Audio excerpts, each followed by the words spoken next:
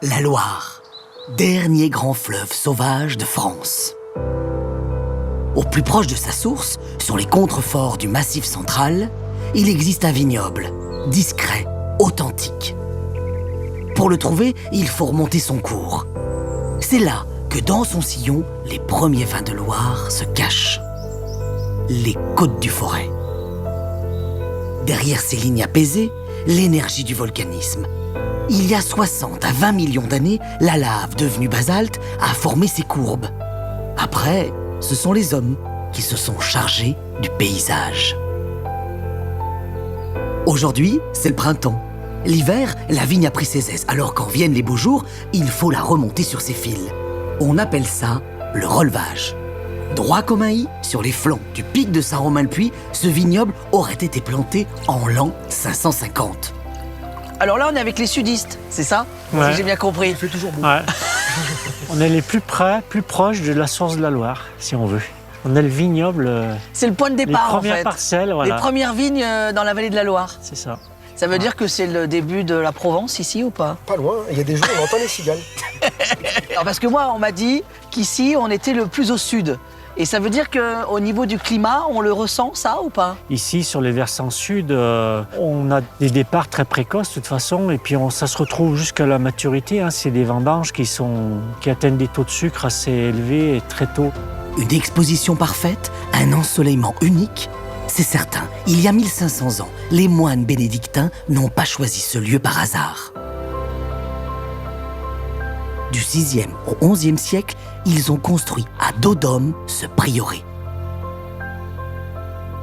Difficile de comprendre comment ces coteaux ont pu être abandonnés, mais heureusement, depuis, le vignoble du prieuré de Saint-Romain-le-Puy a ressuscité. Je tire mon chapeau à tous ceux qui ont œuvré à la replantation du pic, parce que c'est quand même une tâche qui est colossale. Il fallait avoir la foi quand même. C'est un travail de titan, là, non? Toutes les pierres sont issues pour la plupart du pic de Saint-Romain-le-Puy. Donc ça a été récolté, collecté sur le pic. C'est des constructions qu'on faisait à raison d'un mur par an. C'est 10 ans de travail. Plutôt que de partir à la Martinique ou en Guadeloupe se faire bronzer après les vendanges, on a choisi de faire de la maçonnerie. C'est notre patrimoine local. C'est un héritage dont on est fier, en espérant pouvoir transmettre un jour aux générations futures. Que seraient les Côtes du Forêt sans son histoire? Des siècles de labeur durant lesquels nos ancêtres ont sculpté les monts, dompté les pentes pour y faire couler du vin. Et si les vignerons du Forêt étaient des héritiers, des porteurs de flambeaux? Parmi eux, Maxime, ses vignes ont presque un siècle. Donc ça veut dire que c'est qui, alors, pour vous, qui a planté, là? Mon arrière-grand-père. On va dire ça. Ça, c'est lourd à porter, non? Ouais, c'est assez lourd. À chaque fois que je vais dans cette parcelle, en fait, je sais pas pourquoi, je pense toujours à l'histoire, un peu au patrimoine de la vigne. Donc du coup, c'est un peu sentimental. Ouais. Le fait qu'elles aient de l'âge, on le sentira dans le vin ou pas? Bien sûr, oui. Je fais une cuvée à part avec les vieilles vignes. Je l'appelle cuvée vieille vigne, hein, pour être original. Et on voit vraiment la différence à la dégustation avec des vignes qui ont 20 ans ou 15 ans ou 30 ans, quoi. On a peu de rendement, donc on a des tanins qui sont très fondus, on a du corps et de la rondeur. On a un peu plus le côté, on va dire, minéral, épicé. Est-ce qu'on peut dire qu'il y a un bout de l'histoire du Côte du Forêt, là? Je pense qu'on est au centre de l'histoire du Forêt, là, ici. Et l'histoire dans la vigne, elle débute par une fleur. De la taille d'une tête d'épingle, aussi discrète qu'essentielle, d'ici quelques semaines, ces boutons seront un grain de raisin. Donc ici, on peut voir la fin de floraison. Donc les petits capuchons qui vont Et là, on tomber. devine le fruit, en fait. Voilà, on voit très bien les baies. En fait, déjà, elles sont déjà en formation. Elles sont toutes petites, mais les raisins sont là. Donc après, c'est grâce aux interventions du vigneron pour gérer le potentiel du millésime. Donc quand on dit gérer le potentiel, ça veut dire qu'on va sacrifier des grappes, c'est ça, non? Oui, tout à fait. On va privilégier d'avoir moins de vin, mais un meilleur.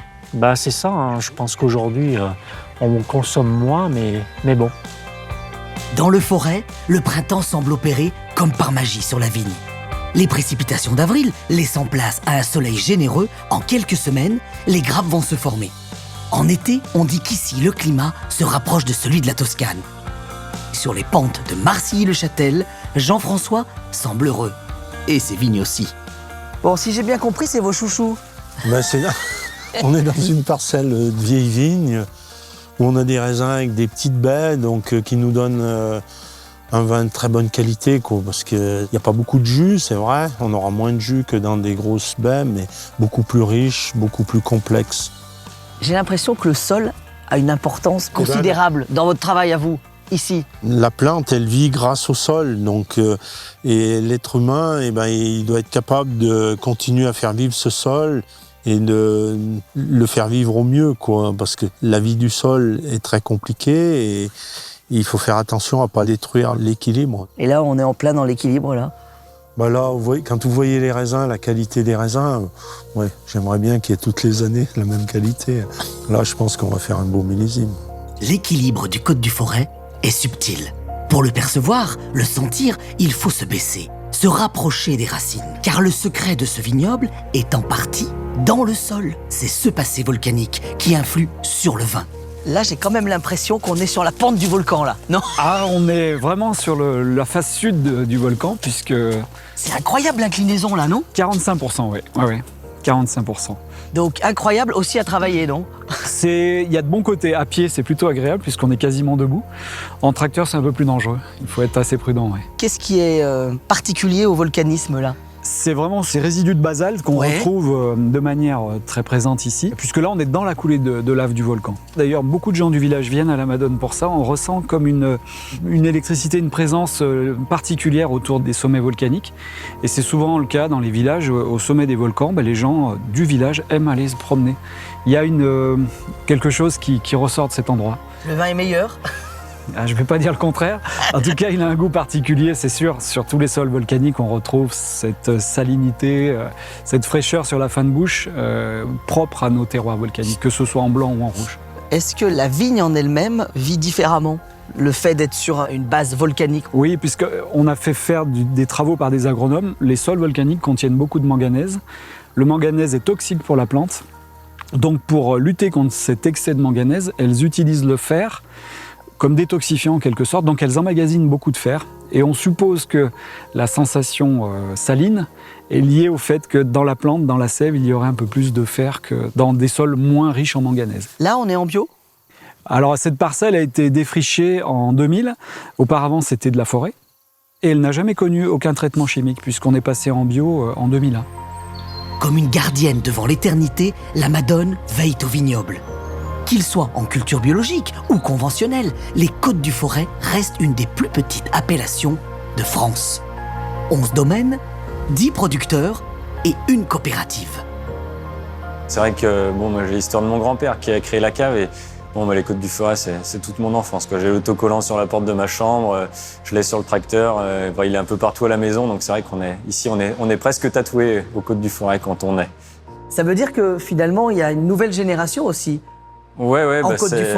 C'est un renouveau, je sais pas, mais disons que l'aventure continue. Mon grand-père avait créé la cave coopérative justement pour faire perdurer ce vignoble parce que c'était une période où les vignes s'arrachaient beaucoup, donc la coopérative a permis de monter en gamme. Et puis aujourd'hui, ça continue avec l'arrivée de nouveaux jeunes qui font améliorer les process de travail. Qu'est-ce qui fait la particularité du Côte du Forêt? On est sur un cépage très joueur en fait. Et c'est vrai que le Gamay a une palette aromatique qui est très large et on peut arriver à faire aussi bien un vin d'apéritif qui sera très fruité, très léger, puis après des vins de repas qui eux seront plus chargés. On est sur des petits vignobles qui aujourd'hui on le vend en poupe parce que on voit que les gens pas se détournent mais cherchent autre chose des grandes régions viticoles.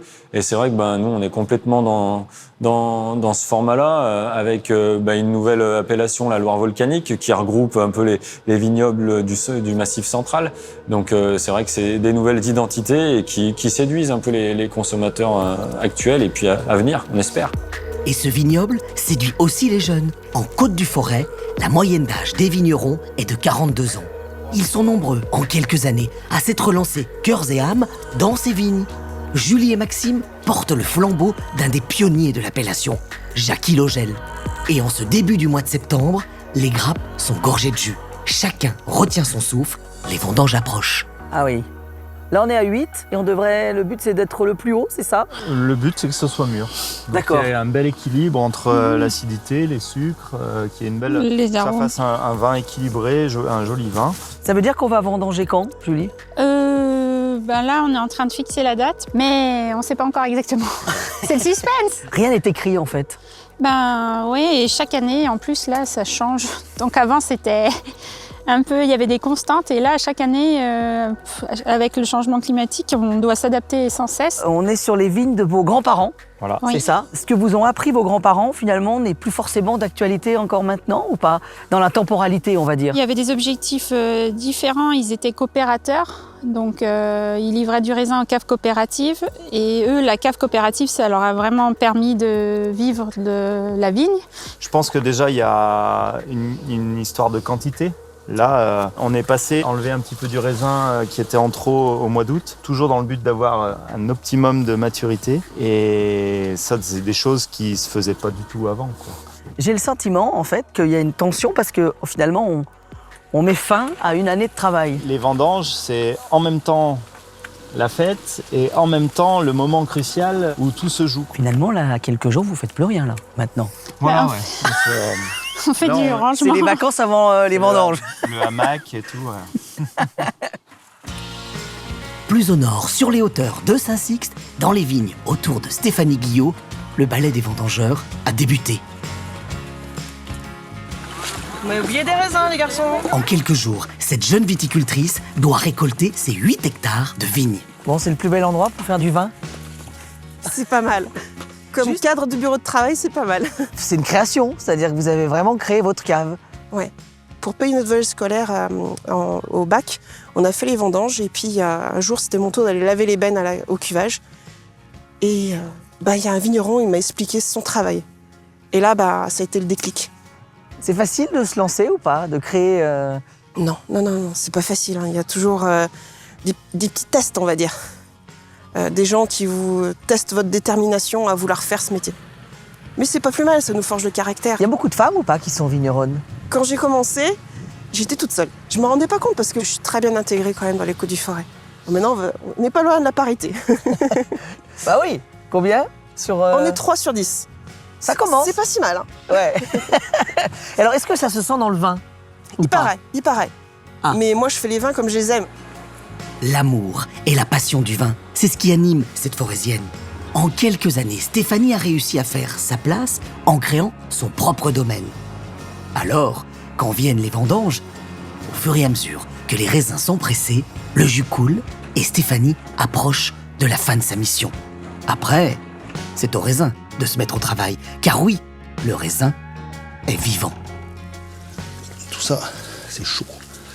Plus on va descendre au fond, plus ça va Et être ça chaud. veut dire qu'à cœur, on est à quelle température en fait là? Donc là, on a la masse solide qui est sur le vin. Et le vin, lui, il est à 30, aux alentours de 30-35 degrés. Ceci dit, cette chaleur, elle nous rassure, non? Ça veut dire que le vin est en train de devenir du vin. Tout à fait, tout à fait. C'est ce qu'on suit. On suit, nous, pendant tout le procédé de la fermentation alcoolique, on va suivre sa densité, donc la transformation du sucre en alcool par les levures, et on va suivre sa température. Quel goût a le grain en fait là? Ça me fait penser à des petites griottes qu'on aurait trempées dans de l'alcool et qu'on mangera à la fin du repas. Ah ouais. Tu vois? C'est toutes les années pareil?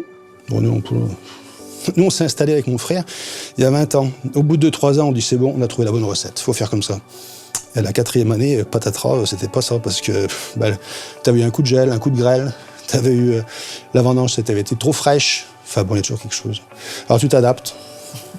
Tu t'adaptes. Le vigneron s'adapte sans cesse. Faire du vin, c'est conjuguer avec le sol, le ciel, les hommes et aussi un cépage. Ici, celui qui règne en maître, c'est le Gamay Saint-Romain-Noir à jus blanc. Venu d'un hameau bourguignon, il semble avoir trouvé dans la Loire, plus au sud, une terre de prédilection. Toi, tu es belge? Oui. Il n'y a pas de Gamay en Belgique, ici? Non. Comment on arrive jusqu'aux Côtes du Forêt? Alors, il y a 2 étapes. La première, c'est le Gamay.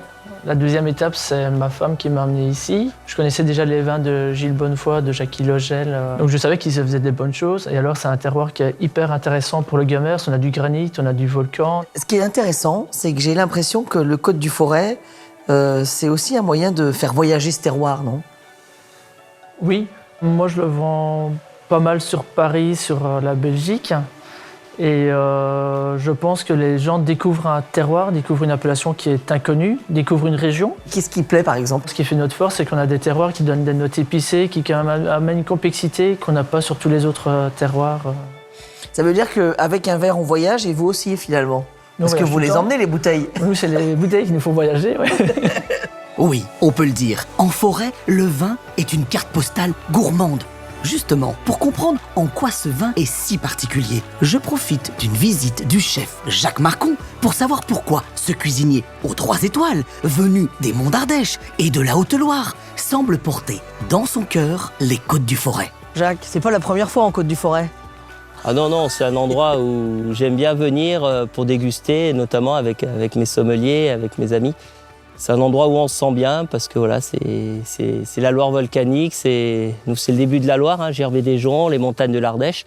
Il y a tout un fil conducteur d'arriver ici, il y a une certaine filiation. Ouais. Comment vous voyez les vins du Côte du Forêt? Vous les connaissez, vous en servez à votre table? Ah bah les vins du Côte du Forêt, oui, on en a alors de plus en plus maintenant. Alors c'est vrai qu'il y a 20, 30 ans, c'était un petit peu les vins méconnus. Petit à petit, c'est un vignoble qui monte en gamme avec des jeunes qui arrivent, qui s'installent, souvent sur des vins de qualité, parce que ce terroir est de qualité, c'est très important. Et de plus en plus, sur les cartes des restaurants gastronomiques, on retrouve les vins des Côtes du Forêt, qui deviennent maintenant les vins de la Loire volcanique. Hein. Ils ont créé quand même une association qui est très intéressante. Ça veut dire que c'est un vin qui a du caractère, s'il est volcanique? Ah, je pense qu'il a du caractère et je veux dire, les gens qui travaillent ici ont du caractère. Et dans tous les domaines, quand on y met de la personnalité, quand on y met du cœur, et le rendu dans la bouteille, il est là. Et je pense que de plus en plus dans les Côtes du Forez, on aura ça. Avec des vignerons qui sont fiers de leur pays, qui sont fiers de leur terroir et qui ont envie de donner le maximum dans leur vin, dans la bouteille qu'ils vont proposer. Et ça, je crois que cette fierté, on le retrouve de plus en plus, oui. Au détour de mes pérégrinations, je ne peux m'empêcher de m'arrêter quelques instants devant cette photo. Sur ce cliché, les pionniers de l'appellation. Est-ce que Paul, Rémy et Francisque auraient imaginé que leur vigne irait si loin, que leur vin serait distingué par une appellation? Pendant ces 20 ans, l'appellation elle est née, elle a progressé, elle a été reconnue. Des exploitations se sont installées. Les plantations se sont faites aussi, parce que nous, la vigne, c'est pas comme un champ de maïs où une année on le fait là, l'autre année on le fait ailleurs. Là, quand on décide de planter une vigne, c'est une chose qui est très réfléchie pour les 10, 15, 20, 30, 40 années prochaines. Ça veut dire que les Côtes du Forêt ont de l'avenir? Oui, justement, nous on a planté, c'est pour qu'il y ait de l'avenir, hein, de toute façon. Qu'est-ce qu'on se souhaite pour les 20 ans futurs alors? Peut-être les gens de leur territoire se rapprochent des produits qu'ils ont autour de chez eux. Faire en sorte qu'au lieu d'aller voir à l'autre bout du monde, essayer de se rapprocher au plus proche de chez soi, ce qu'on peut trouver, et s'apercevoir qu'il y a des hommes de qualité, des gens de qualité qui se bougent pour leur territoire, et puis qui le font vivre et qui le font pérenniser. Sur ces coteaux volcaniques, entre plaine et monts, aujourd'hui et demain, là, le Gamay semble épanoui. Chaque jour, à leur façon, des femmes, des hommes donnent vie à cette histoire. Ils se nomment Jean-Luc, Yves, Jackie, Maxime, Julie, François, Loïc, Stéphanie, Gilles, Laurent, Nadia, Stéphane, Jean-François. Voilà, ce sont eux, les Côtes du Forêt.